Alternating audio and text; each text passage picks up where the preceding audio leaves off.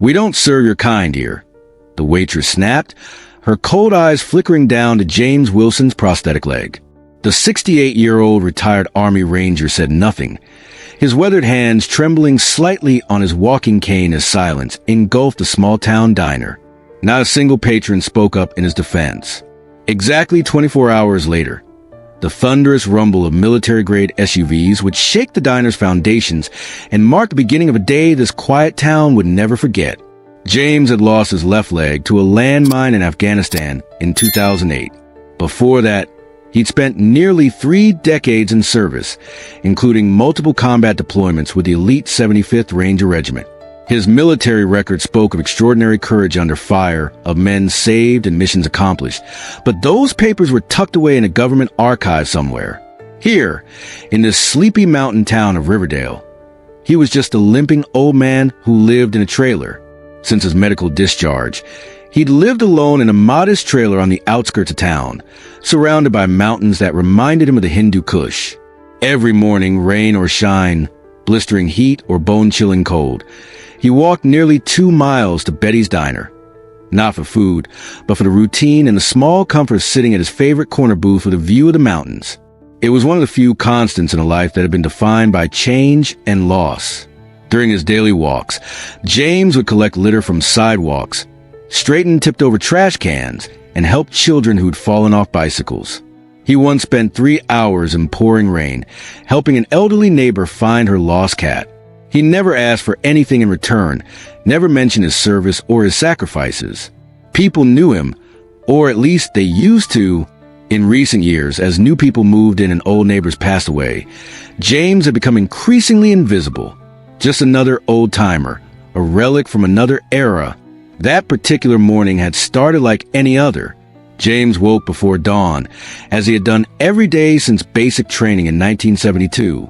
He brewed his coffee strong and black, ate a simple breakfast of toast and eggs, and dressed in his usual attire, a faded plaid shirt, worn jeans, and his old army green jacket that had seen better days but was meticulously clean. The prosthetic leg took time to attach properly, and the phantom pain was worse in the morning, but he never complained, not even to himself. At precisely 7:15 a.m., he locked his trailer door and began his walk to town. The morning air was crisp with the promise of autumn. Leaves had begun their transformation, painting the surrounding hills in hues of gold and crimson. James noted each detail with the attention of a man who had learned the hard way that beauty and life were fleeting gifts. He entered the diner, as he always did, nodding quietly to a couple of familiar faces. Mr. Henderson, the retired schoolteacher, raised his coffee cup in silent greeting. Mrs. Foster, who ran the local bookstore, smiled briefly before returning to her crossword puzzle. But behind the counter stood someone new, a young blonde waitress with hard, unreadable eyes that seemed to evaluate and dismiss him in a single glance. She took one look at him, at his weathered face and worn clothes, and frowned. "We don't serve people like you," she said bluntly, loud enough for everyone to hear. The diner fell silent. Coffee cups paused midway to lips. Forks hovered over breakfast plates. James blinked, taken aback. In his 68 years, through combat zones and military hospitals, through grief and recovery, he had developed a thick skin. But this casual cruelty in a place he had considered safe cut through those defenses. "All I wanted was coffee," he replied gently, his voice carrying the quiet authority of a man who had once commanded troops in the most dangerous places on earth. "You'll have to leave," she insisted, her voice firm and final. "Management's policy." "No, loitering." She emphasized the last word, making it clear what she thought of him. No one moved. No one intervened. Mr. Henderson suddenly found his scrambled eggs fascinating. Mrs. Foster's eyes remained fixed on her crossword puzzle, though her pencil had stopped moving. James slowly reached into his wallet, pulled out a crisp $5 bill, one he had specifically set aside for his morning coffee, and set it on the counter. Then, with a soft sigh that carried the weight of countless battles fought and lost, he turned and walked out. A muffled chuckle rose from a booth in the corner, where a couple of young men in business attire sat. Outside, the sky hung overcast, threatening rain, but the weight pressing down on his chest made it feel heavier still. James had faced gunfire, explosions, and unimaginable loss on battlefields across the world. He had watched brothers die and carry their bodies through hostile territory. But being treated like an unwanted burden in the country he had sacrificed for, that left a wound far deeper than any battlefield injury. As he made his way down the sidewalk, a group of teenagers raced past on skateboards, their laughter cutting through the morning quiet. One veered dangerously close, nearly clipping James's good leg. "Out of the way, old man," the boy laughed, disappearing around the corner before James could respond. James leaned against a lamppost to steady himself and took a deep breath. His leg was bothering him more than usual today. The prosthetic, though state-of-the-art when he received it, was aging like its owner. The suction seal wasn't as tight as it should be, causing uncomfortable friction with each step. He'd have to make another trip to the VA hospital 60 miles away, but that would have to wait. His disability check wouldn't arrive for another week. Looking back through the diner's wide front window, he could see people chatting, sipping coffee, scrolling their phones, living the very life he and men like him had fought to protect, now turned indifferent to his presence. It wasn't just a rejection that hurt. It was a realization that the very values he had risked his life for, dignity, respect, community, seemed to have faded in the world he helped create. His phone buzzed in his pocket, an unexpected interruption. Few people had his number, and fewer still used it. He pulled out the old flip phone, a model most would consider obsolete, an unknown number. He rarely answered these calls, but today curiosity won out.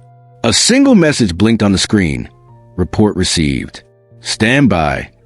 James furrowed his brow, his Ranger training immediately kicking in despite the decades that had passed.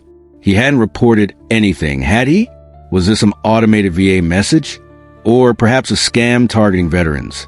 Thunder rumbled overhead as he began the long walk back to his trailer, step by step. Left, right, a rhythm he'd followed since his days in uniform. His back still straight, shoulders square, but inside, something cracked. For the first time in years, his eyes stung with unshod tears. Rain started falling as he reached a small bench near the park and sat down. The pain in his leg had intensified, radiating up into his hip. He pulled out a small notebook from his coat pocket, a habit formed over decades of military service, and began to write. Turned away. No explanation. Just told to leave. His handwriting shook slightly, but the lines remained precise, disciplined, a testament to the man he had been and still was beneath the aging exterior.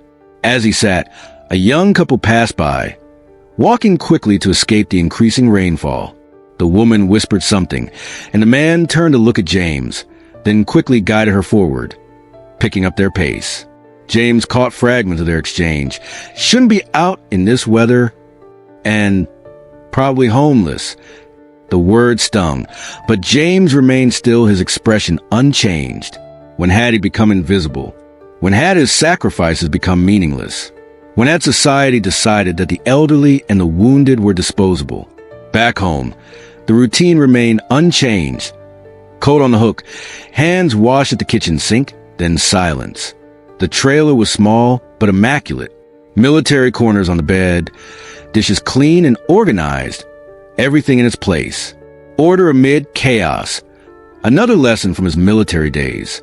James stared at the photo on the wall, his old Ranger unit, 12 men full of youth and purpose. Only 5 were still alive. Martinez had died in the same explosion that took James's leg. Dawson succumbed to cancer 4 years ago.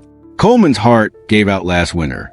Little had taken his own life, unable to outrun the demons that followed him home from war.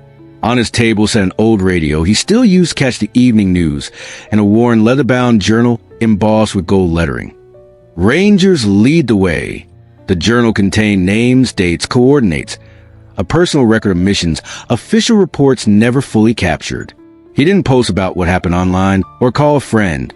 He simply opened the journal and added a quiet entry. Then he poured himself some tea and sat near the window, eyes scanning the darkness beyond as the rain intensified, drumming against the metal roof of his trailer. A stray cat, the same one that came around most nights, crept inside through a cracked door.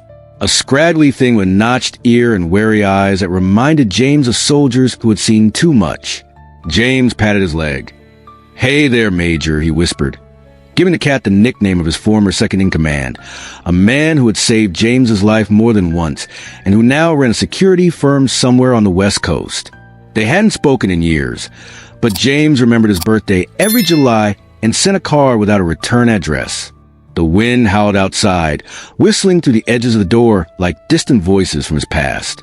The radio crackled, a broadcaster's voice breaking through. Tomorrow marks the anniversary of Operation Mountain Shield, where American troops... James turned the dial. That chapter didn't need retelling tonight.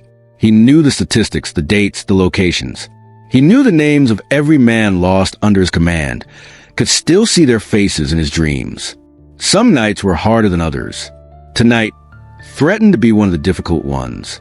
He flipped through the pages of his journal. Names, notes, symbols. Some names had stars next to them, others small crosses. Every year, he checked on the families of those who didn't come back.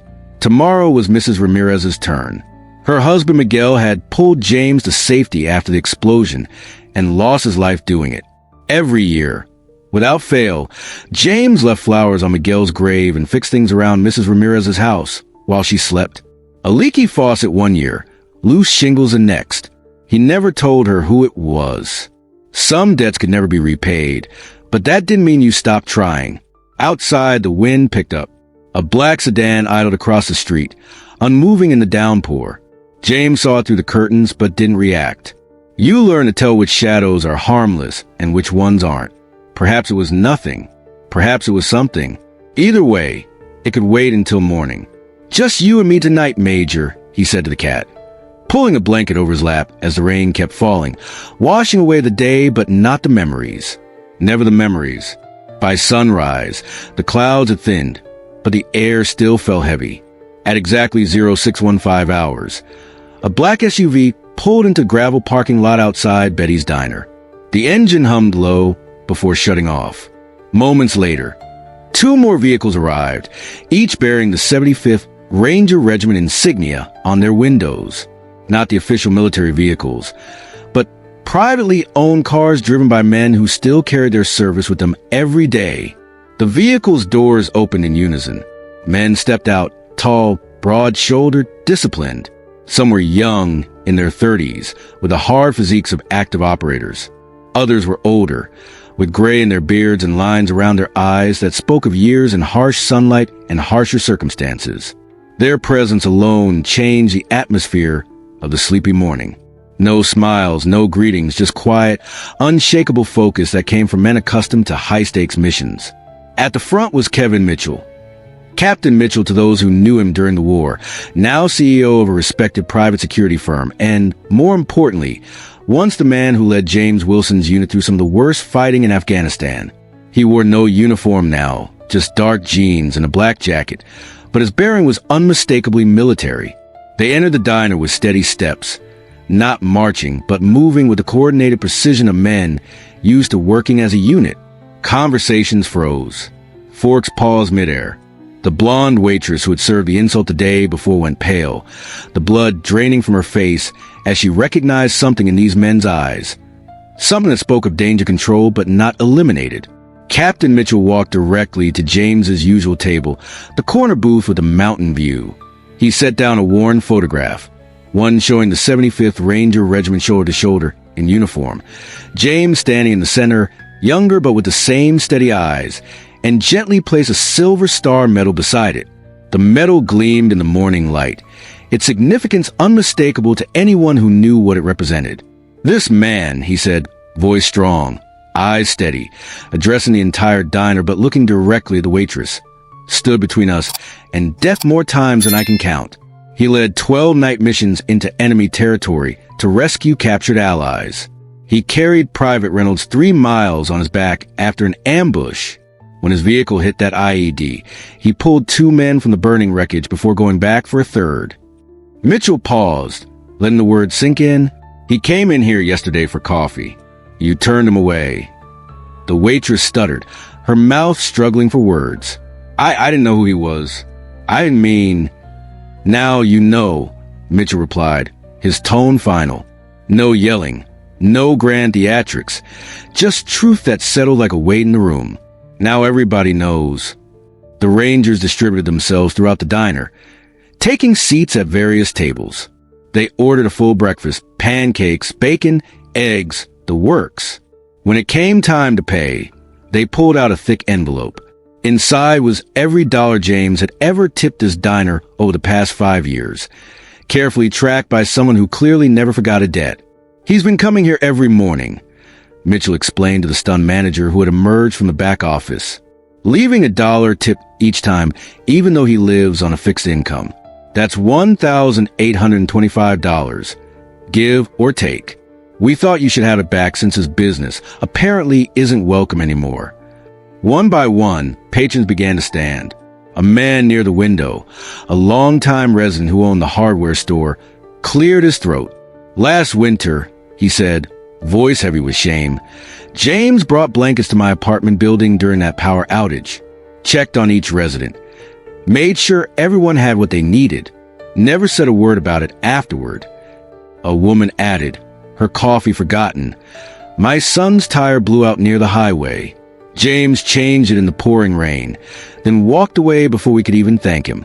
I didn't realize until now that was the same man. The diner's owner emerged from the back, clearly distressed. I was off yesterday, he said nervously, adjusting his apron. I had no idea this happened. Beth is new, this isn't our policy. Mitchell turned to him. Then you'd better get to know who works for you and what they're doing in your name. That man's blood is in soil you'll never walk. His friends died, so you could open this diner and serve whoever you want, including those who decide some people aren't worth serving. From a quiet corner, an older woman raised her hand. James had helped her carry groceries last month, but she hadn't recognized him until now. He's the one who places the flags at the cemetery every Memorial Day, right? Always before dawn. I've seen him from my window, but never knew who it was. That's James, one of the younger Rangers confirmed. Never wanted anyone to know. Never wanted recognition. The waitress, Beth according to her name tag, tried one last excuse. I thought he looked homeless. His coat was torn and he gave his leg. Another Ranger interrupted, a staff sergeant with 3 combat tours under his belt. So you could judge people by their clothes? His tone wasn't angry, just painfully direct, the words landing like precision strikes. The silence in the diner deepened. Even the kitchen staff had emerged to listen. The Rangers finished their meals and began to leave, but just before walking out, Captain Mitchell paused and turned back toward the center of the room. Heroes don't need you to remember them, he said quietly. But we never forget. Not our brothers, not our promises, not our duty. This isn't about coffee or donations or even respect. It's about who we choose to be as people when no one's watching. James chose to be the man who helps without being asked. What did the rest of you choose? Outside, word had spread to the small towns of Fish and Grapevine. Locals had started to gather on the sidewalk. Some looked embarrassed, others confused, but no one spoke. The Rangers didn't drive off immediately. Instead, Mitchell stepped aside and made a call on his satellite phone. Phase 1 complete. Confirmed sighting. Moving to Phase 2.